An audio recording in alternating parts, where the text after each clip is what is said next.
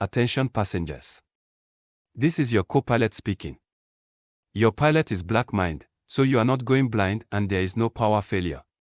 You are merely experiencing the immense blackness of his proximity, and when you hear his voice, you and the cabin will get even darker than you are currently.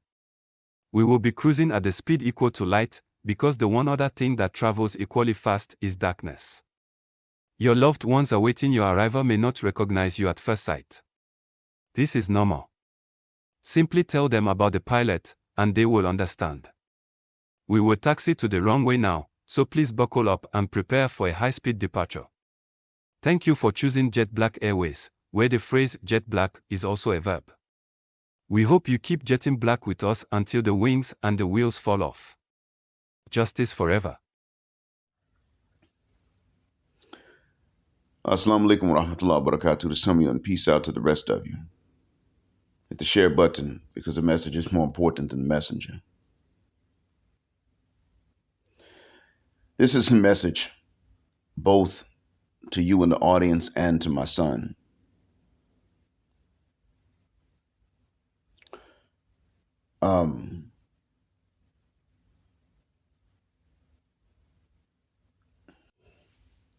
The first time that you leave the United States with an awareness of what we are aware of, with a red pill awareness, with a cultural red pill awareness that goes beyond just the women, but that includes the women because of their role in the sustainability of any culture, be it functional or dysfunctional or combination.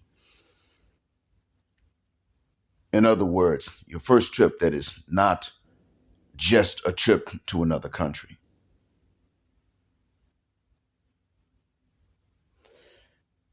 It eventually, if it's a trip, if it is a visit, it eventually has to end. And that is, in fact, a major part of the process of settling somewhere else. You have to visit somewhere to see if you're going to actually stay there. And Saudi was different because I came as a teacher. And so many things that had to do with adjustment were already taken care of. So I didn't have to introduce myself to the local housing market for years. So that was a different case. I was moving for a job.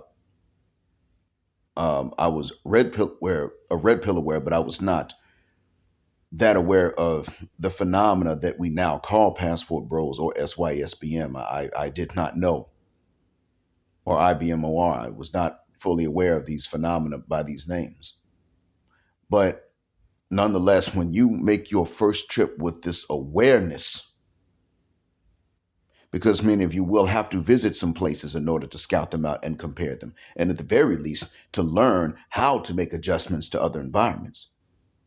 Your first trip with this awareness must come to an end.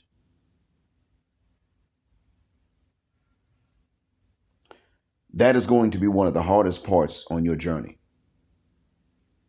as a growing Passport Bro or SYSB man or IBMOR or Passport Gang Bro, Blue Book Gentleman. One of the roughest parts will be when your first trip has to come to an end and you must return to the States to finish your progress to leaving.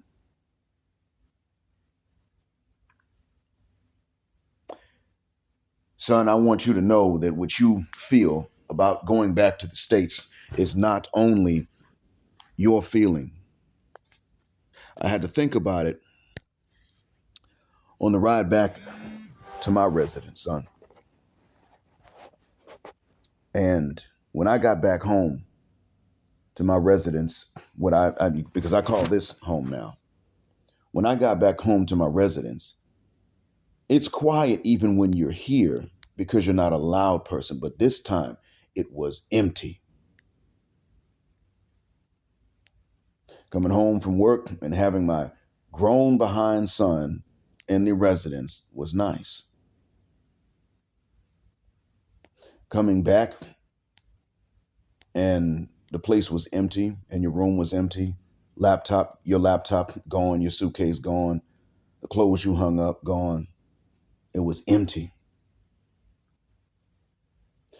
Parents of grown children can enjoy the emptiness, and it is oftentimes a time in which the parents get to rekindle the romance that they had to scale down in order to raise their offspring. I never needed that. It's not just because my wife lives in another city, son. But I was prepared. I knew that it was the case, and I knew that this was necessary because you still have some things to tie up back stateside. We know what the program is. We understand. You and I get it. But son, what you are dealing with is also what others in this audience are also going to face if they have not faced it already. Your cousin, Salty, you know who I'm talking about, had to take his first trip to Brazil. And now, mind you, he is, or he was going down there to get his rocks off, to fornicate. He was doing the pay for play thing.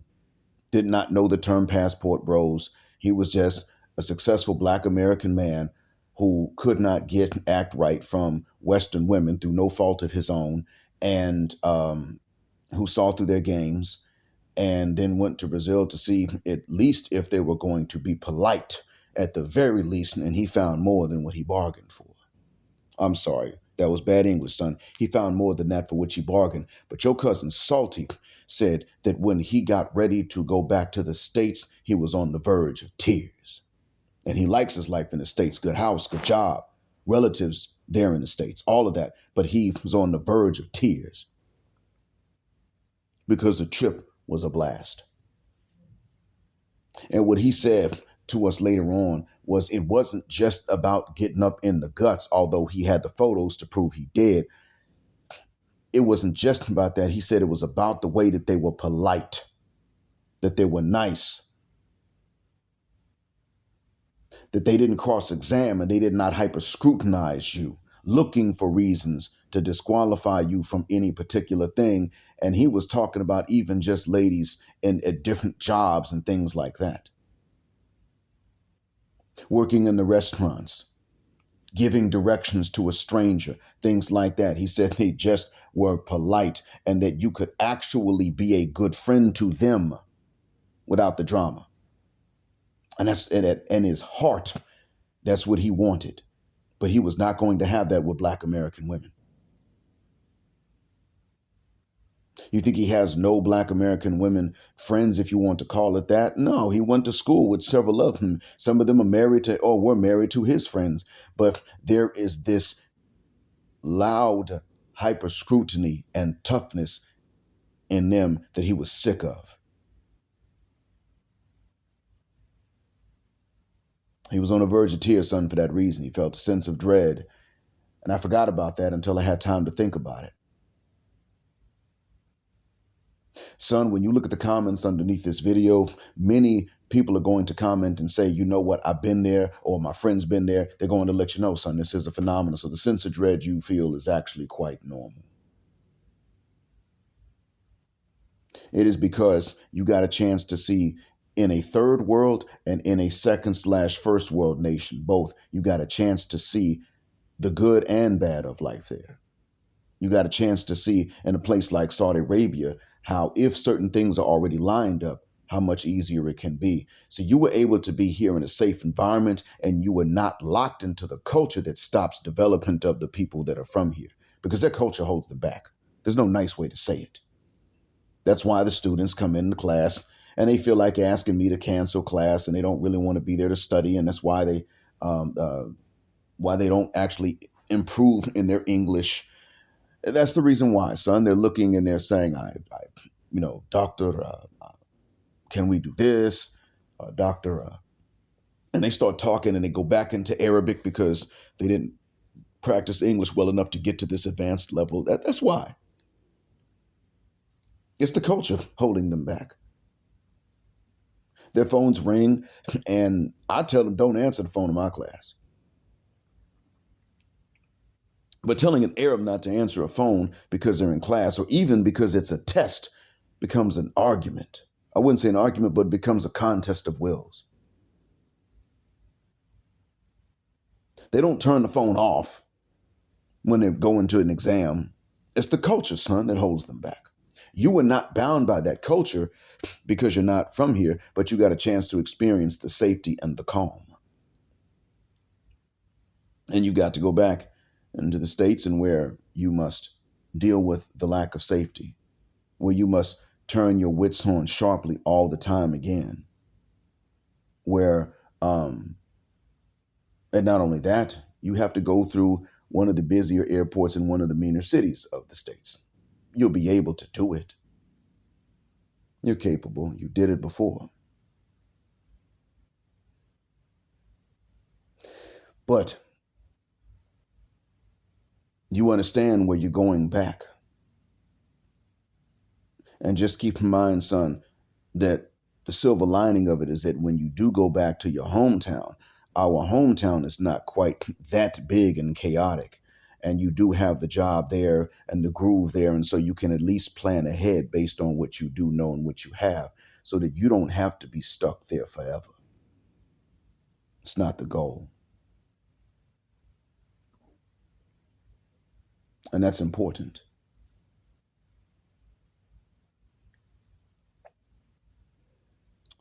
And so with that being said, you must remember that sense of dread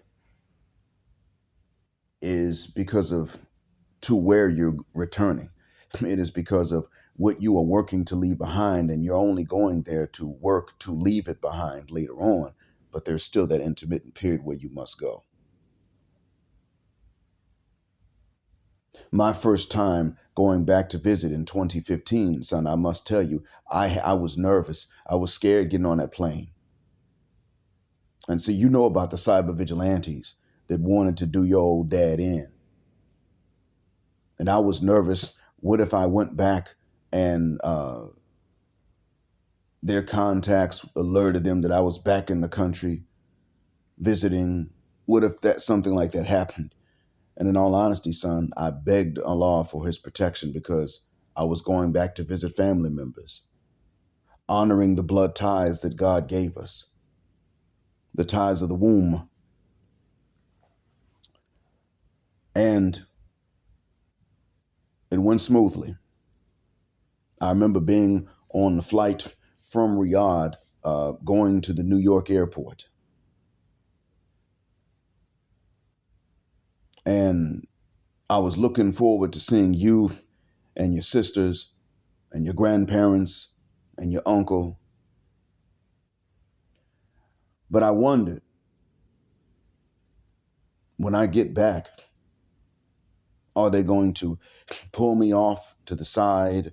Are they going to throw me into some room or into a cell because one of the cyber vigilantes found out that I was on my way back and decided to call in some sort of lie or scare or something? Because their whole goal is to stop you from being responsible in life until they can frame you and lock you up. These were Islamophobes I was talking about, son. I worried. I landed. I filled out the form that they give you on the plane before you're going back into the United States.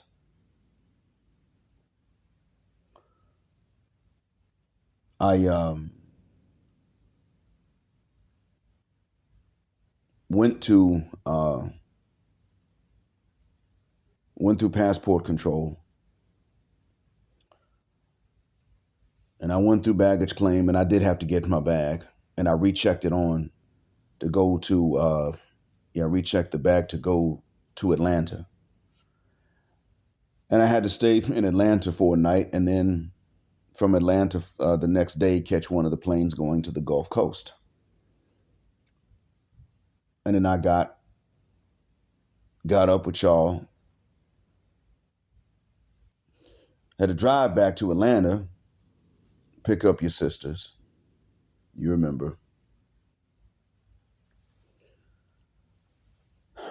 It was something, man. Things went well. Then again, I was visiting. I wasn't going back to live and to have to work there and to have to deal with that hustle and bustle anymore. But what I can say is that I was unharassed and I was unbothered for the most part. But the reasons that you don't want to go back to live, they are under the surface, and I know this and I understand that. I will say this, son, know that it is a normal feeling. And that is your instinct telling you that there's something wrong with the way that people even think back stateside and in Babylon in general. It is your conscience telling you that there's something wrong with the way that they think, but that nonetheless, you're only going because that's where you have to go to work to make things to where you can leave. And then your trips there will only be visits. That's a normal feeling, son. Others have had it. Those who have gone abroad to marry, those who have gone abroad just to pay for play, those who went abroad and just wound up finding somebody that they could love and that loved them back, and those who went abroad for other reasons and found how nice life could be there. And it had nothing to do with a mate of any sort or romance of any type. They have gone and they've said, when it's time to go back stateside, they feel bad. There have been other people that have gone to certain places and found those places to be so bad they were ready to get back to the States. It depends on where they went. But what is not talked about and publicized is the very common experience of Black men going abroad from the West and then feeling a sense of dread when they have to go back to the West. And the States and Canada really offer that sense of dread for another reason, son. That reason is because they're so far away from these places to which brothers often go. Brazil is a long flight from the States, but there are guys in the Dominican Republic where it's not very far from the United States in terms of the plane, and they start feeling like, you know what, man, I even though it's a short flight just to get into U.S. airspace, they still say, I am not looking forward to going back, even though it's not terribly far or expensive to get back here later on. I'm not looking forward to it. That's what they say, son. Even when it's a short trip.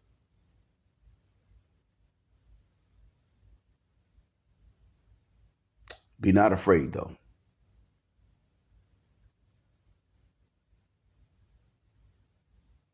Of course, your fat dad misses you.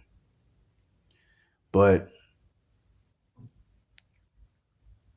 I'm not willing to be discouraged. But don't be fearful, son. You're not going into a garden, understandably. You're going into the belly of a beast, but you're going into the belly of a beast that you know. And you're going in with certain advantages and certain blessings that God has still left in place for you. And you're going to have, this time, you will be able to very clear-headedly tie up the loose ends and prepare for your permanent departure, because you'll have a better understanding of where you're going. And not only that, but when you look at the two countries to which you've been, in all honesty, son, certain things are easier in other places. You've been in a very conservative environment that was developed, and you've been in a very middle of the road environment that was terribly undeveloped. That's a wide adjustment to make. And so now you are very well prepared to make the lesser adjustments to the ones that are in between these two on the spectrum. And so when you're making preparations, you're working and you're saving and you're researching other places, and people, if they do find out, they say, man, you sure you won't leave this good plantation, this good massa here in America? You'll be able to say, yeah, I am, because I've already been out. I am sure. I've been here, I've been there. And it wasn't just no 1 week vacation in either place. Yes, I'm sure. Yes, I'm sure. If the states aren't going to become damn near a dreamland, they can't compete. End of.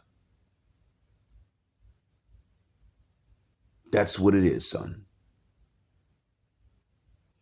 You now are able to clear-headedly plan. You don't have to plan while still being afraid of surprises because of the lack of knowledge that you have. If something is going to be a surprise when you finally make your permanent departure from the West, then it was going to be a surprise even for those who were already where you were going at the place of your destination.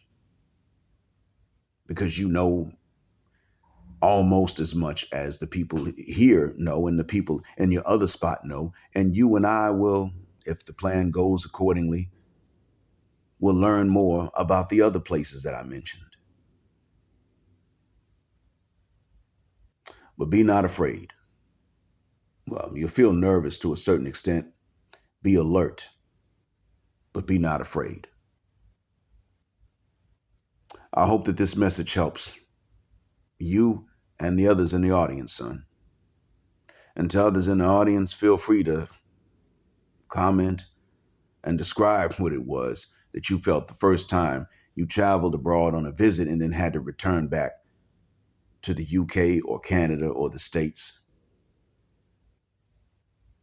Thank you all for listening again. As always, Black Heart, Black Mind, Black Out. Assalamu alaikum, Black heterosexual, non-select male power just because they don't like it. Black patriarchy until extinction or judgment day. Thank you again for flying with us here on Jet Black Airways, where jet black is also a verb. Keep jetting black with us until the wings and the wheels fall off. Gender justice forever.